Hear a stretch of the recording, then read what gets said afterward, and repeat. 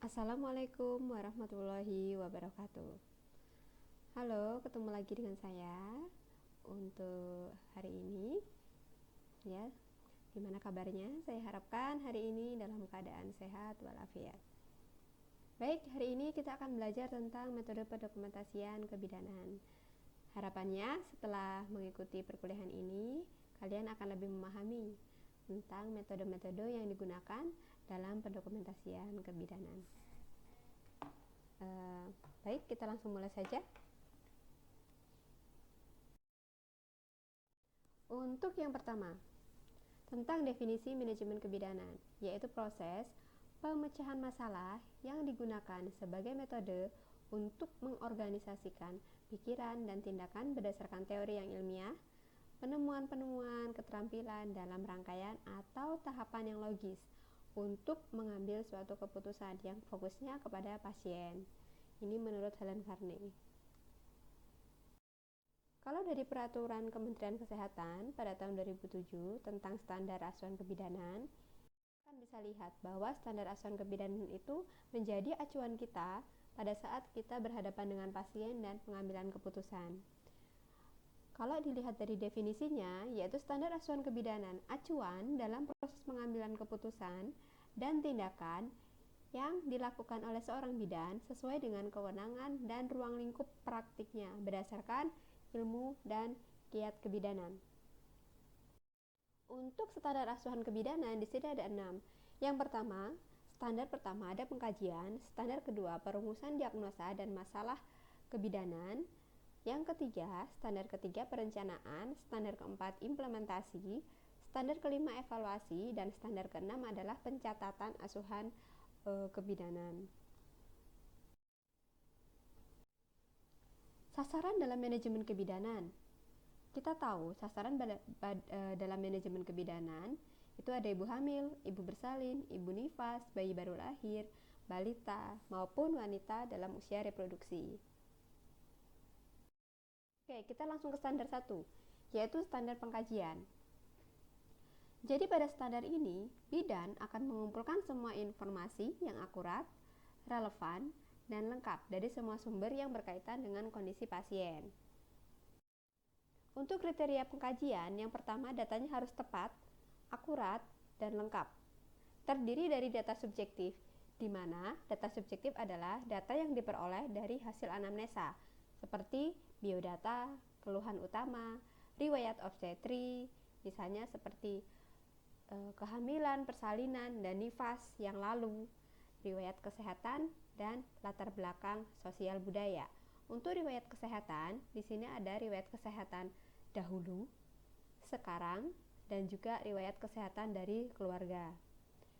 Untuk data objektif, yaitu data yang didapatkan dari hasil pemeriksaan. Misalnya, seperti TTV, pemeriksaan fisik head to toe, kemudian juga ada pemeriksaan penunjang. Misalnya ada pemeriksaan laboratorium, pemeriksaan darah, urin, ataupun yang lainnya. Untuk standar 2, yaitu tentang perumusan diagnosa atau masalah kebidanan. Bidan dalam hal ini menganalisa data yang diperoleh pada pengkajian, kemudian menginterpretasikannya secara akurat dan logis untuk menegakkan diagnosa dan masalah kebidanan dengan tepat. Untuk kriterianya, pada perumusan diagnosa dan atau masalah kebidanan, yang pertama, diagnosa sesuai dengan nomenklatur kebidanan. Masalah dirumuskan sesuai dengan kondisi pasien. Dapat diselesaikan dengan asuhan secara mandiri. Mandiri itu artinya dilakukan oleh bidan sendiri, kolaborasi dengan dokter atau dengan tenaga kesehatan lainnya, atau yang terakhir adalah merujuk ke pusat pelayanan kesehatan yang lebih baik lagi. Misalnya dari puskesmas ke rumah sakit, dari BPM ke rumah sakit. Ini ada contoh kasus. Bagaimana cara kita menentukan diagnosa kebidanan? Contoh kasusnya adalah seorang ibu tidak menstruasi sudah 3 bulan, mengeluhkan mual muntah. Hari pertama haid terakhirnya tanggal 17 bulan 1 2020. Setelah dilakukan pipet tes menyatakan positif, Kemudian terapi balut teman positif, ini merupakan kehamilan yang kedua. Anak yang pertama sudah berumur 1 tahun, ibu belum menginginkan kehamilannya karena jaraknya terlalu dekat dengan anak yang pertama. Sering pusing, susah tidur, malas makan, dan tekanan darahnya 110/80, nadinya 80 kali per menit, HB-nya 11,9 gram. Jadi dari contoh kasus tersebut, kita bisa menentukan diagnosa, yaitu diagnosa nomenklatur. Seorang ibu berumur, ini karena nggak ada umurnya ya, harusnya ada umurnya. Misalkan berumur 21 tahun. G2, gravida kedua, hamil yang kedua, pernah melahirkan 1 kali, tidak pernah keguguran, hamil 12 minggu, dengan kehamilan tidak diinginkan. Atau contoh lain, ini kalau pada anak. Diagnosanya, anak K, umur 3 tahun 4 bulan, jenis kelamin laki-laki, dengan diare tanpa dehidrasi. Dasarnya apa? Dari dasar data subjektif, ibu mengatakan bernama anak K. Ibu mengatakan anaknya berumur 3 tahun 4 bulan, berjenis kelamin laki-laki, dan anaknya sudah 2 hari buang air besar encer 4 kali dalam sehari. Untuk data dasar objektifnya, KU-nya baik, kesadarannya komposmentis, suhunya 36,5 derajat Celcius. Kemudian, untuk nadinya 100 kali per menit, respirasinya 38 kali per menit. Masalahnya tidak ada, kebutuhannya cairan. Itu adalah contoh untuk menentukan diagnosa kebidanan. Selanjutnya adalah perencanaan. Setelah menentukan diagnosa, maka kita akan melakukan penyusunan rencana asuhan apa yang akan kita berikan. Bidan merencanakan asuhan kebidanan berdasarkan diagnosa dan masalah yang ditegakkan. Kriterianya, rencana tindakan disusun berdasarkan prioritas masalah dan kondisi pasien, tindakan segera ataupun antisipasi tindakan segera secara komprehensif. Melibatkan pasien dan atau keluarganya pada saat menyusun perencanaan asuhan, mempertimbangkan kondisi psikologi dan sosial budaya dari pasiennya atau keluarganya, memilih tindakan yang aman sesuai dengan kondisi dan kebutuhan pasien berdasarkan evidence base dan memastikan bahwa asuhan yang diberikan bermanfaat untuk pasiennya. Mempertimbangkan kebijakan dan peraturan yang berlaku, sumber daya, serta fasilitas yang ada. Ini contoh untuk pembuatan perencanaan di asuhan kebidanan. Untuk pembuatan perencanaan, kita menggunakan kalimat pasif atau kalimat perintah. Misalnya, beritahu ibu hasil pemeriksaan, berikan terapi obat, berikan KIE tentang diare, berikan KIE tentang penanganan diare dengan obat tradisional, beritahu kunjungan rumah. Atau contoh lainnya, anjurkan ibu untuk istirahat. Kemudian, atau contoh lainnya yang ajarkan ibu cara melakukan perawatan pada bayinya, atau yang lainnya, seperti ucapan kalimat perintah atau kalimat pasif. Itu ciri-ciri atau contoh perencanaan asuhan kebidanan. Selanjutnya, yaitu standar 4 implementasi. Kita melaksanakan rencana asuhan kebidanan secara komprehensif atau menyeluruh, efektif dan efisien, serta aman berdasarkan evidence base kepada pasien. Dalam upaya untuk promotif, preventif, kuratif, dan rehabilitatif dilaksanakan secara mandiri, kolaborasi, ataupun rujukan. Untuk kriterianya, memperhatikan keunikan dari klien sebagai makhluk biopsikososial, spiritual, dan kultural.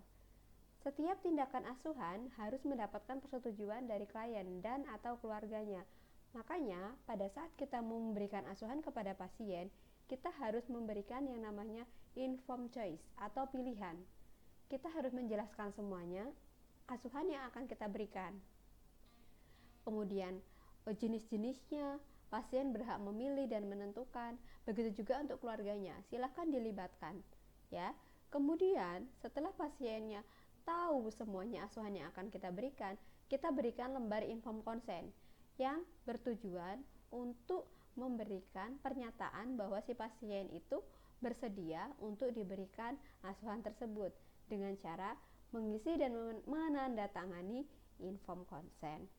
Kemudian, melaksanakan asuhan berdasarkan evidence base. Evidence base adalah hasil-hasil penelitian yang terkini, ya, yang terbaru. Jadi, pada saat kita memberikan asuhan, kita harus terlebih dahulu memahami teori, membaca banyak penelitian agar hasil penelitian itu kita bisa terapkan ke pasien. Kemudian libatkan pasien dalam setiap tindakan. Menjaga privasi pasien itu penting sekali, ya, menutup pintu, menutup tirai, memakaikan selimut ataupun yang lainnya. Kemudian melaksanakan prinsip pencegahan infeksi.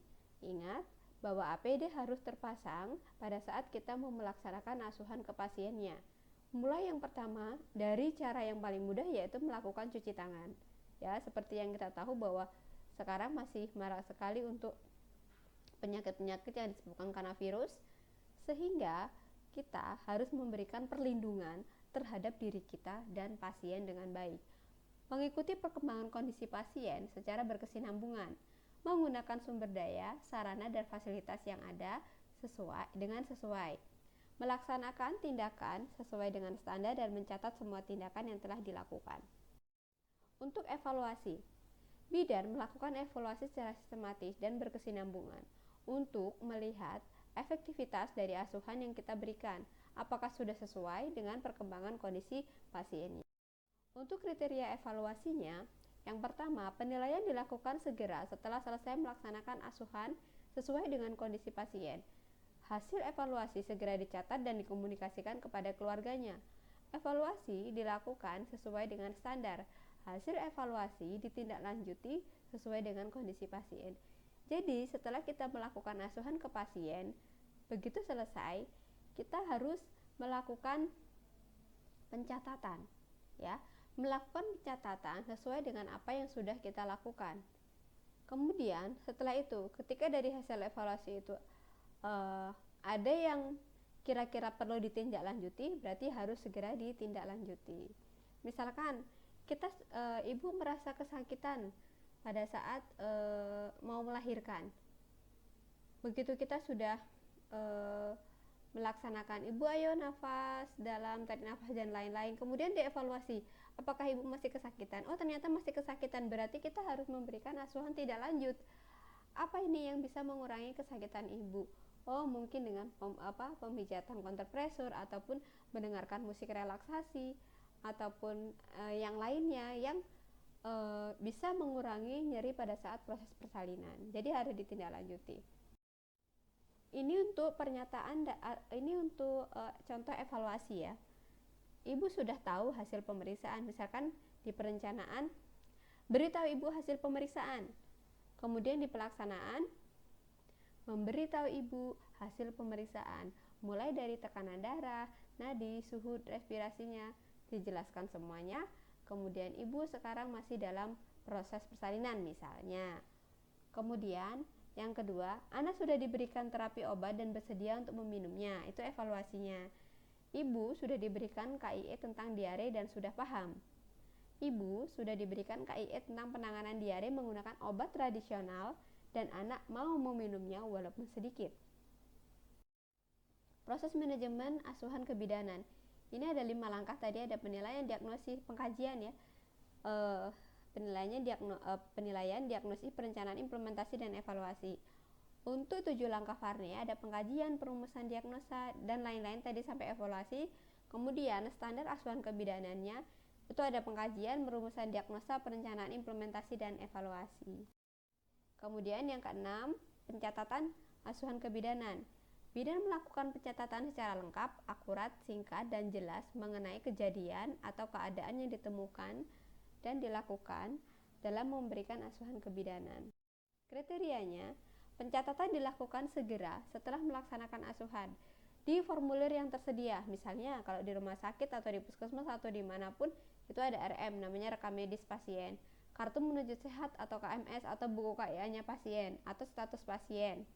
atau ditulis dalam bentuk perkembangan SWOT, subjektif, objektif, assessment, dan planning.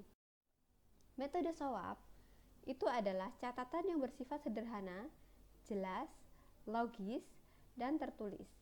Jadi seorang bidan hendaknya mendokumentasikan secara SWOT setiap kali bertemu dengan pasien atau habis melakukan asuhan ke pasiennya. Seorang bidan dapat menuliskan catatan SWOT untuk setiap kali kunjungan. Jadi pasien sudah punya nomor RM. Setiap kali kunjungan, entah apapun itu keluhannya, itu selalu didokumentasikan dengan SWOT. Baik ke ibu hamil, ibu bersalin, nifas, bayi baru lahir, dan KB Kespro misalnya. SWOT sebagai metode pendokumentasian asuhan kebidanan. Metode ini disarikan dari proses pemikiran, penata laksanaan kebidanan, dipakai untuk mendokumentasikan hasil asuhan yang diberikan kepada pasien. Oke, SWOT. SWOT adalah subjektif, apa yang dikatakan, disampaikan, dan dikeluhkan oleh pasien.